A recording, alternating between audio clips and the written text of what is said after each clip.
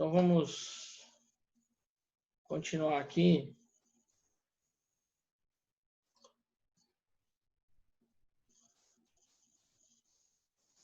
Então o que eu estava falando, né? Complementar essa parte de NR12 de máquinas e equipamentos. E lembrando mais uma vez, né, para que vocês, para quem ainda não baixou, baixar aquele aplicativo do SMS, senhor SMS, tá? Que lá ele fala não, né? Mas que tem todas as normas relacionadas do assunto que estamos vendo, tá? Então aquilo ali é muito melhor que uma apostila. Então, ao invés de você ficar ali com uma apostila, não, você vai ali, tem todas as normas, tudo bonitinho, explicado da melhor maneira possível, tá? Senhor SMS, baixem lá no Play Store, para quem ainda não baixou, né? E quem já baixou, usufrua da melhor maneira possível, lendo as normas, tá? Que essa é uma disciplina que ela precisa de leitura, tá? Uma disciplina que precisa de leitura.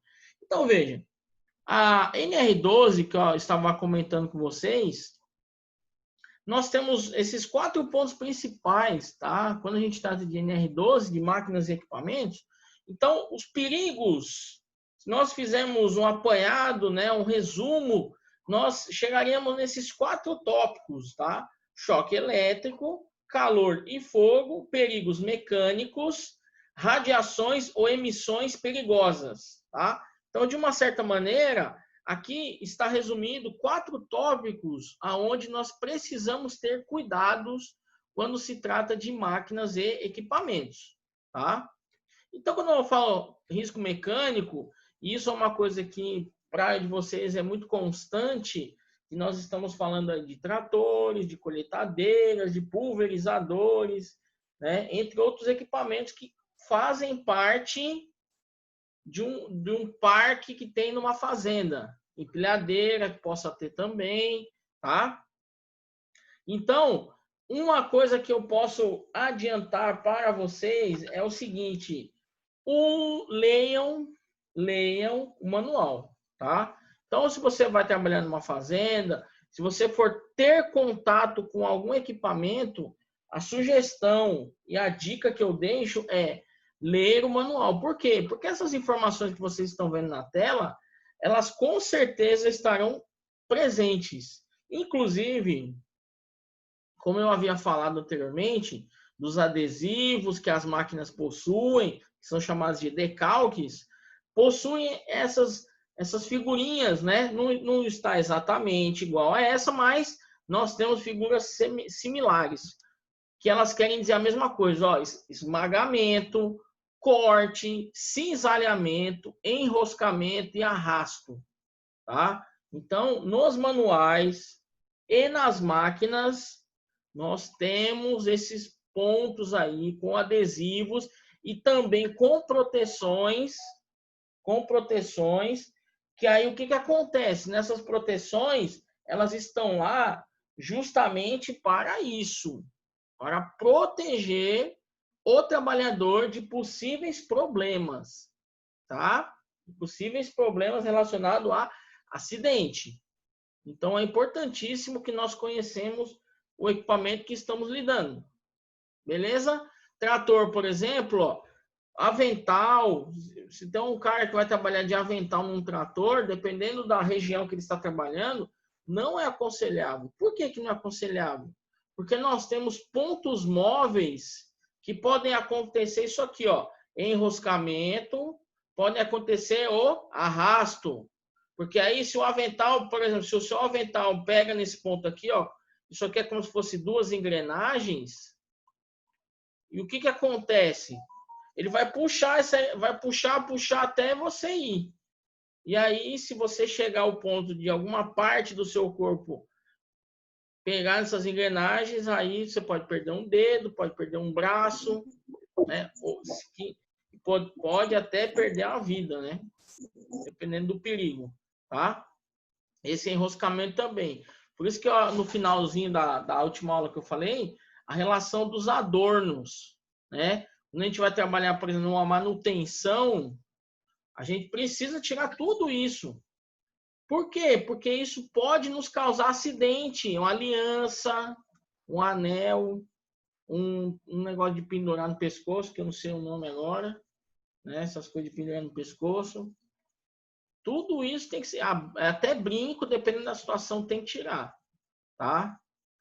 Devido a esses acidentes que podem ocasionar. Então, é aquela história. A gente precisa, quando se trata de trabalho, né, de relações de trabalho, a gente faz o quê? A gente tenta eliminar o máximo que puder, né? Mas, como eu falei nos dias anteriores, depende de quem? Depende da pessoa que está ali, tá? A pessoa precisa ter esta consciência. Choques elétricos, origem elétrica, então a gente precisa saber, se eu não sou uma pessoa da área elétrica, eu não vou me aventurar a mexer nesta área. Vejam essa situação aqui, ó, deve estar dando para vocês enxergar, né? Tem dois figuras, né? Eles colocaram, olha só, para quem não conseguiu enxergar, eles colocaram uma régua, entre a régua, dois chinelos que estão boiando. E aí eles têm uma mesinha no meio, ligaram o som e tá lá torando. Imagina se acontece uma onda, né? Uma pequena onda, e essa régua vira, e aí o que acontece, né? Vai virar churrasquinho. Então, assim, energia elétrica, como eu havia comentado no NR10, ela precisa se ter um cuidado quando nós estamos falando dela, tá? Se eu não sei mexer, eu não mexo. Não chego nem perto, tá? É uma coisa primordial.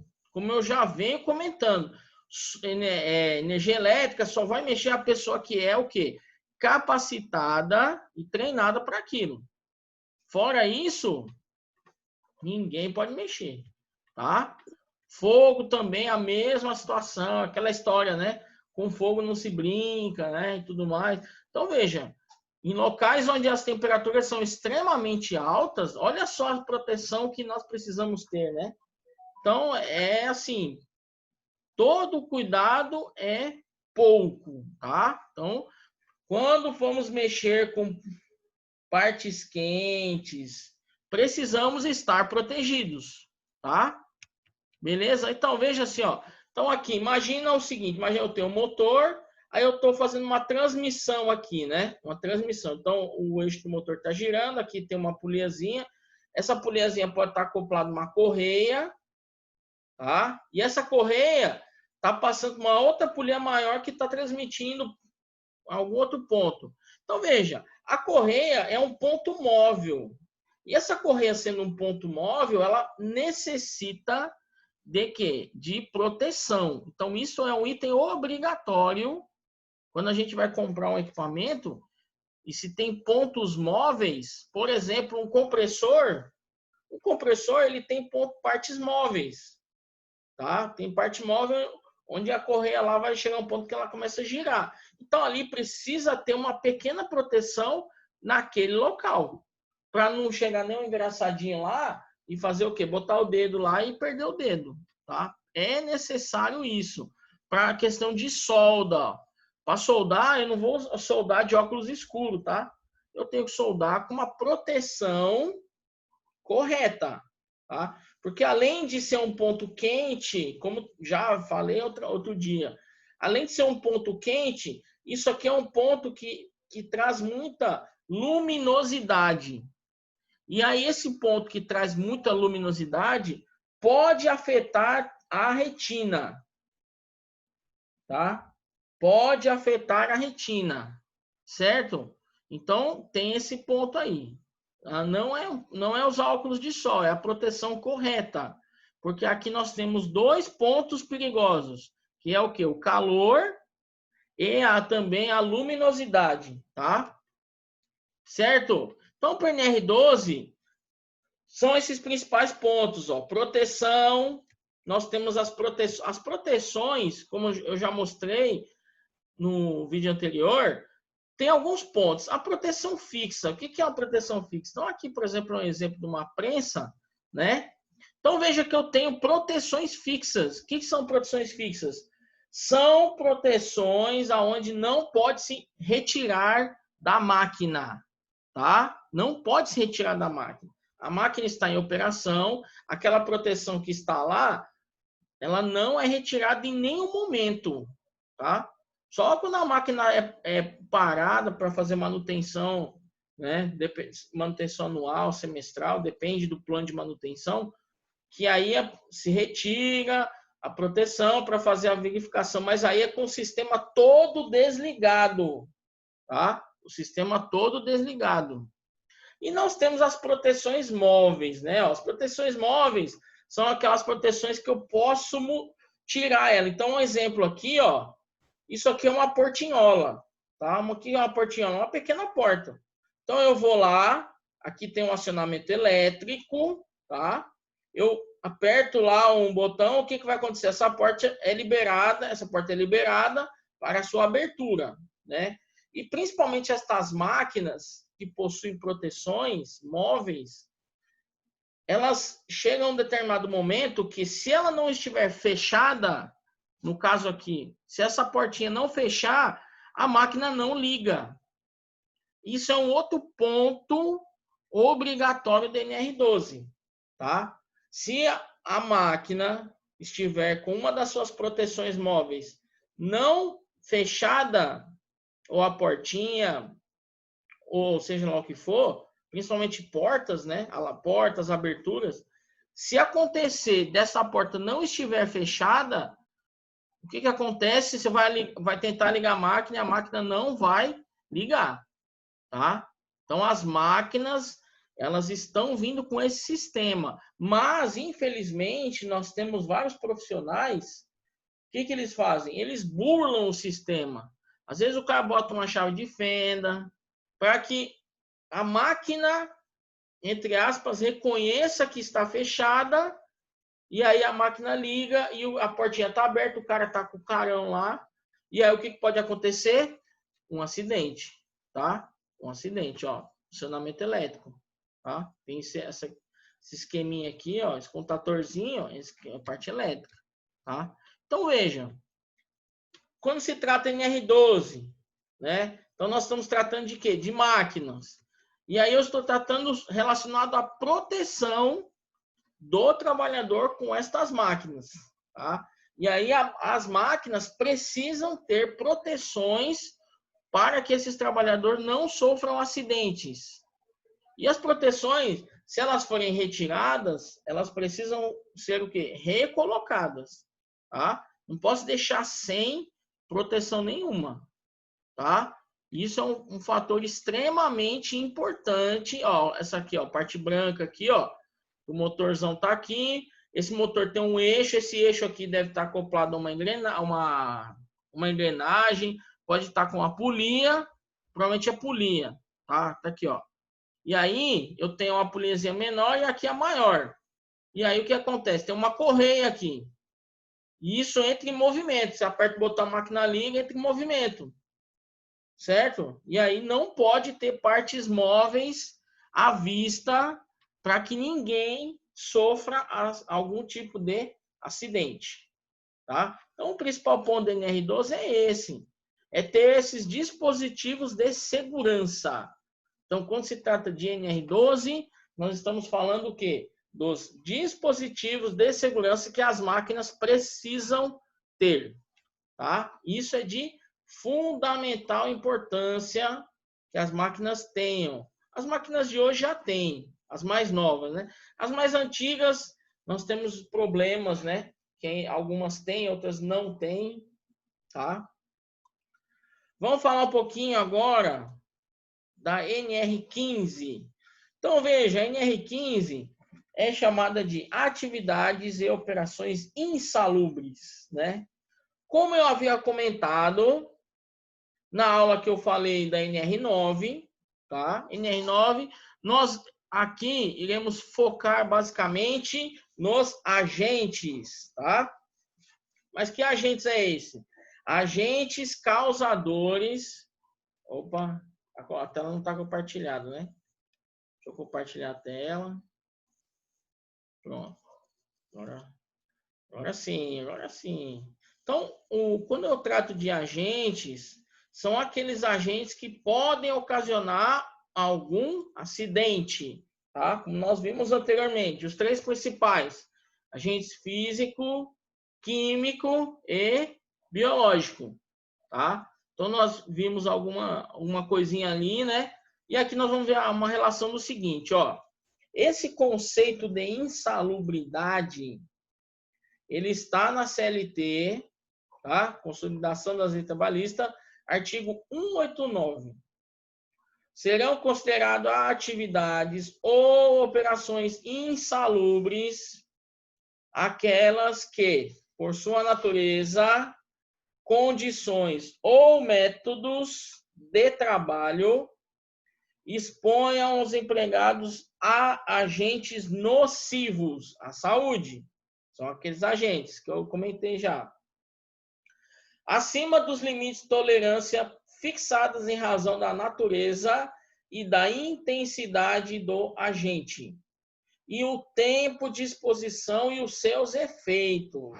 Então, lá atrás a gente falou um pouquinho disso aí, tá? Veja que, quando se trata de atividades e operações insalubres, aí nós vamos entrar na questão salarial também. Por quê? Porque se um indivíduo, um empregado, um trabalhador, está executando uma atividade que é considerada insalubre, ele terá um acréscimo ao seu salário devido a esta atividade, tá? Então, veja só, comprovada o exercício do trabalhador em condições insalubres, acima dos limites de tolerância estabelecido pelo Ministério do Trabalho, assegura percepção adicional, respectivamente, de 40%, 20% e 10% do salário mínimo da região. E aí, vejam que estes agentes, eles agora serão classificados como grau máximo, ou seja, maior perigo, médio e mínimo. Então, quem tem uma atividade insalubre que é considerada grau máximo, ou seja, uma atividade perigosa, extremamente perigosa, ele terá um acréscimo no seu salário de 40%. Tá? Se eu tenho uma atividade considerada grau médio, ele terá um acréscimo de 20%. E se for mínimo, esse grau será de 10%. Tá? Algumas empresas adotam o salário mínimo da região, outras empresas adotam o salário do próprio funcionário. Tá? Mas isso é uma coisa que precisa estar comprovada. Você pode estar pensando, eu tenho minha atividade insalubre. Né? Então, precisa se tomar cuidado, por quê? Porque as empresas conhecem as atividades, tá?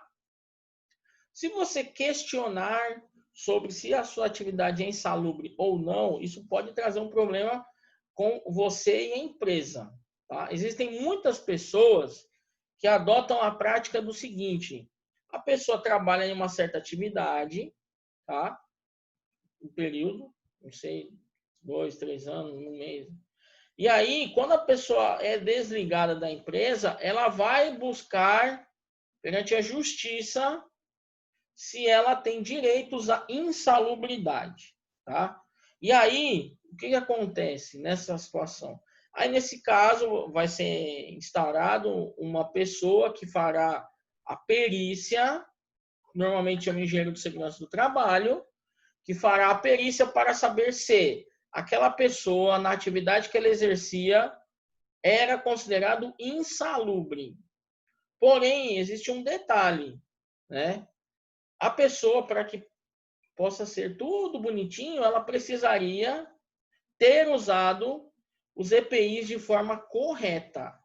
Tá? Então, não eu faço minha atividade insalubre, porém, eu não utilizo os EPIs da forma correta. Então, nós vimos lá na NR6, né? Lembrem aos senhores, senhoras e senhoritas que a NR6 é bem clara. Existem lá as obrigações de quem? Do empregado e do empregador. E um dos itens que menciona na NR6, que é tratado sobre equipamentos de proteção individual, é que o trabalhador, o empregado, ele precisa utilizar os EPIs e de forma correta. Então, precisa utilizar os EPIs, tá? Então, não adianta sair correndo achando que vai conseguir uma salubridade. Então, tudo é analisado, tá? Uma coisa importante, veja, ó, no caso da incidência de mais de um fator de insalubridade, ou seja, digamos que aquela pessoa, né, no cargo que ela executa, ela se enquadre em duas operações insalubres. Duas operações. Uma de grau máximo e outra de grau médio. Ou seja, 40% e 20%. Ah, então significa dizer que o cara vai receber 40 mais 20 dá 60. 60% a mais salário? É isso? Não, não é isso. O cidadão, o empregado, ele, nesta situação, ele receberá o de maior grau, que é de 40%. Ou seja, não é uma situação acumulativa, não somo, não vou somando. Se não fosse assim, tá bonito, né? Então, se ele tem 40 e 20, ele vai receber só um acréscimo de 40%, tá certo? Então, se ele tem nas suas atividades, sendo duas operações consideradas insalubres, ele vai receber relacionado a de maior grau, que é, no caso, 40%. Beleza? E aí nós temos as relações de EPIs aí, tá? Ó, a eliminação ou neutralização da insalubridade determina a cessação do pagamento do adicional respectivo.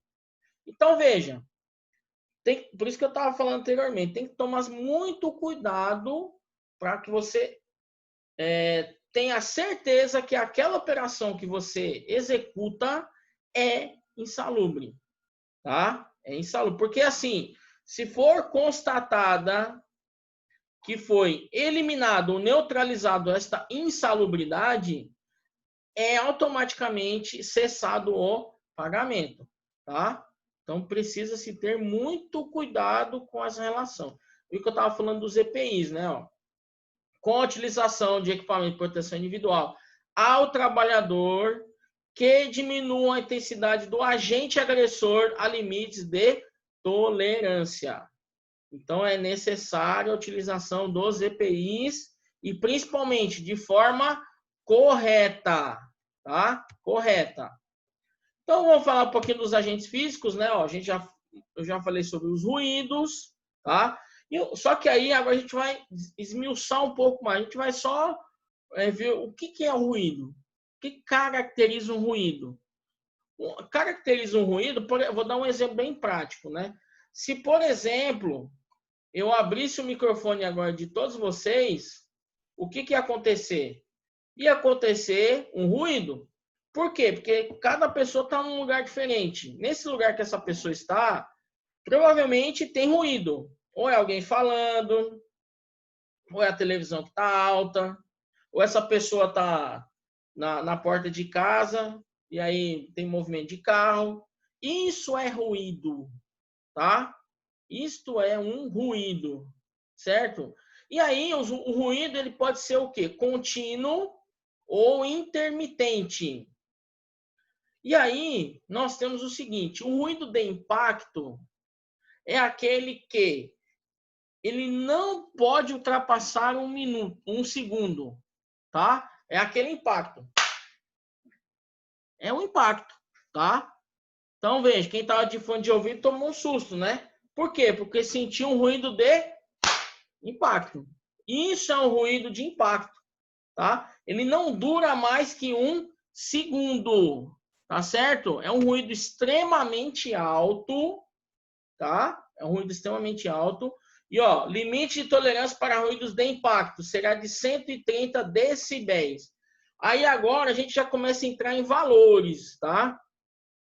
E aí, estes valores aí que vocês estão vendo, dB, é uma unidade de ruído, chamada decibéis, tá? Para quem tiver uma curiosidade e quiser ter a noção, você pode procurar no Play Store, tem um aplicativo, né, chamado decibelímetro, tá? E o que é um decibelímetro? Decibelímetro seria um aparelho que faz a medição dos ruídos. Só que a gente está falando de um aplicativo no celular que não tem aferições constantes. Então, ele não pode ser considerado um equipamento aonde o Ministério do Trabalho vai considerá-lo, tá? Porque existe um aparelho chamado decibelímetro que é aferido,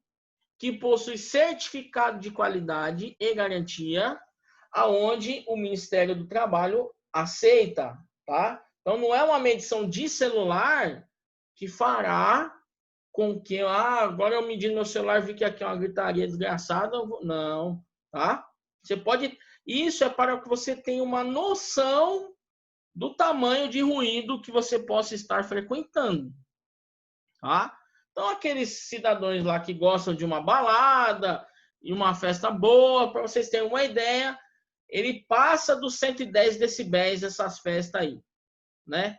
E aí, quando a gente trata disso, desse volume de ruído, dessa intensidade sonora, que é o ruído, o que acontece? Vai depender muito do tempo de exposição com que essa pessoa fique, tá? E aí, antes da gente ver a tabelinha, vejam que aí eu tenho agora o ruído contínuo, também chamado intermitente. O que é? Por exemplo, é uma britadeira, é um martelete, quem trabalha na construção civil, é aquele que fica é contínuo, ele não para, ele vai fazendo, tá? Ele é contínuo, certo?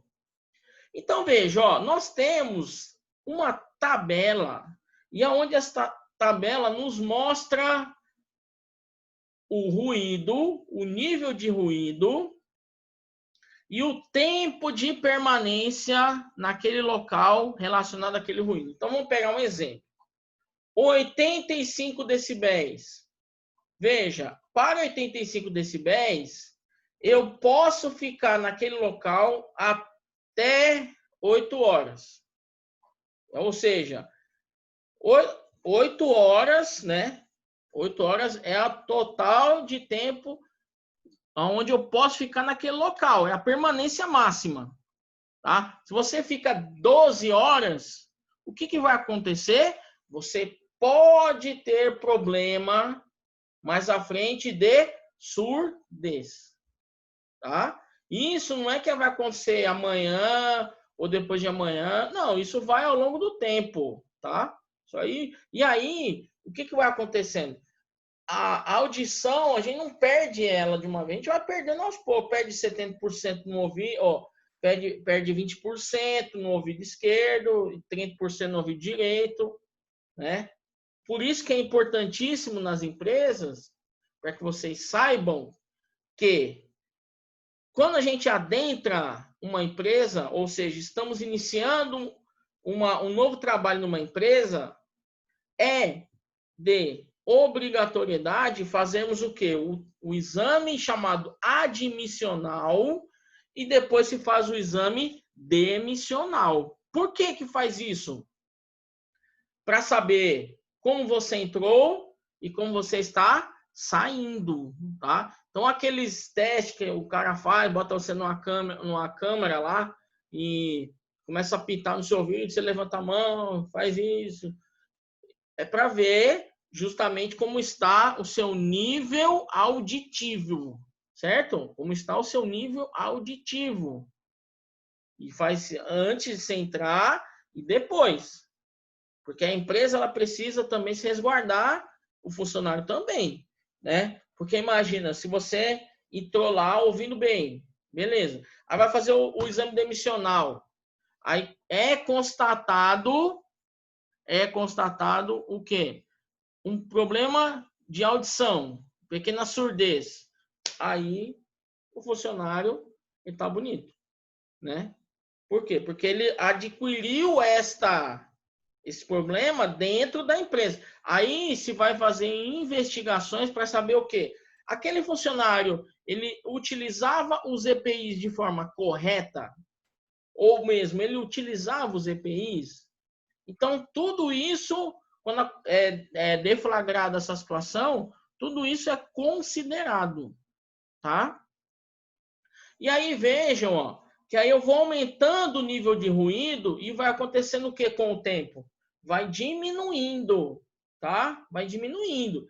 Para vocês terem uma ideia, 115 decibéis é quase o barulho de uma turbina de avião decolando, tá? Para quem já teve a oportunidade de escutar um avião decolando, uma turbina, então é bem alto, tá? Então veja, ó, olha só que interessante. Eu tinha falado de festas, né?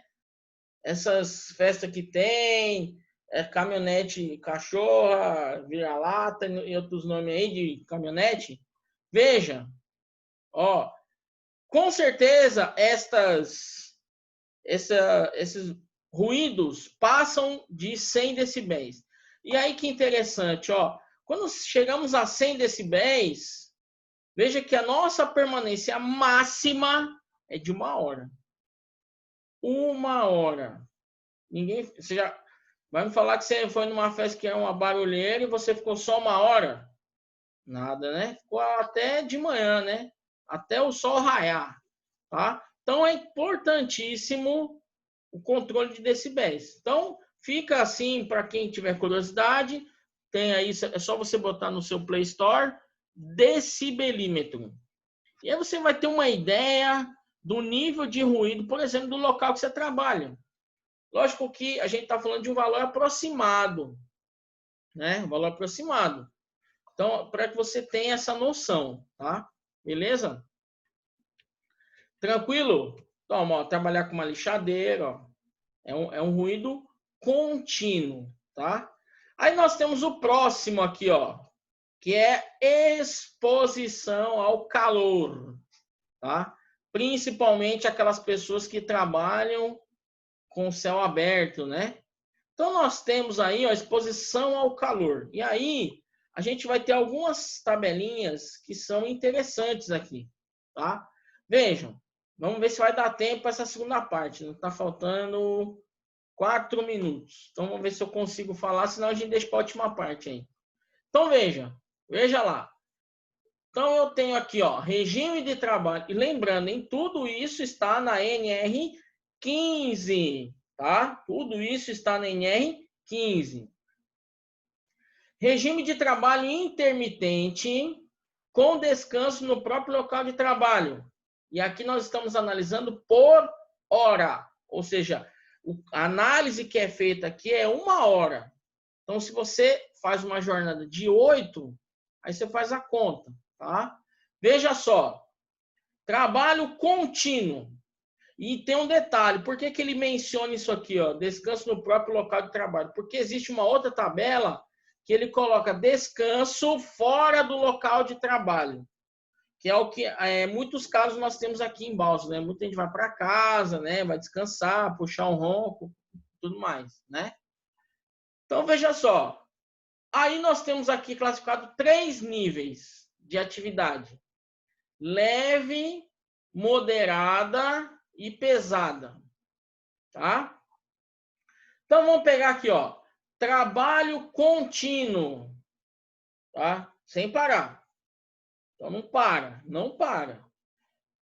Então veja, e esses valores aqui, ó, o que são esses valores? Estes valores aqui, eles são considerados como temperaturas, tá? Então esse valor que você está vendo aqui, ó, ele é temperatura em graus Celsius, tá? Em graus Celsius. Então veja, ó, quem trabalha com trabalho contínuo numa atividade considerada leve, Aí você vai me perguntar, e o que é uma atividade leve? Então vamos fazer isso, vamos pular aqui para a gente ver, para mim mostrar para vocês o que é uma atividade leve. Ó, vamos ver aqui que é uma atividade leve, tá aqui. Então vamos lá, trabalho em atividades leves. Olha só, tudo isso que eu estou falando referente a calor vai relacionar com perda de caloria, tá? Por quê? Porque basicamente, quando a gente está exposto ao calor, nós estamos sofrendo desidratação ou perda de caloria, certo? E aí, veja só pelo fato de eu estarmos sentado nesse momento, né? Eu acredito que a maioria deve estar sentada. Veja que nós perdemos 100 quilocalorias por hora, tá? Então, ó, só pelo fato de estarmos sentados, nós perdemos 100 quilocalorias por hora, tá? Ah, você vai falar, isso é muito ou é pouco? Depois você faça um exercício, né? Faz um exercício. Pega a comida que você mais gosta. Pega lá a comida que você mais gosta e pesquise na internet uma porção dela, quantas calorias a pessoa ganha comendo um prato que você gosta. Então, pega aí, por exemplo, se você gosta de chocolate, pega um chocolate e veja quantas quilocalorias aquele chocolate tem, tá? O nosso tempo está terminando aqui, para que eu não seja cortado. Eu vou encerrar e já vou mandar o link da segunda parte, tá? Beleza? Para não perder tempo aqui, não.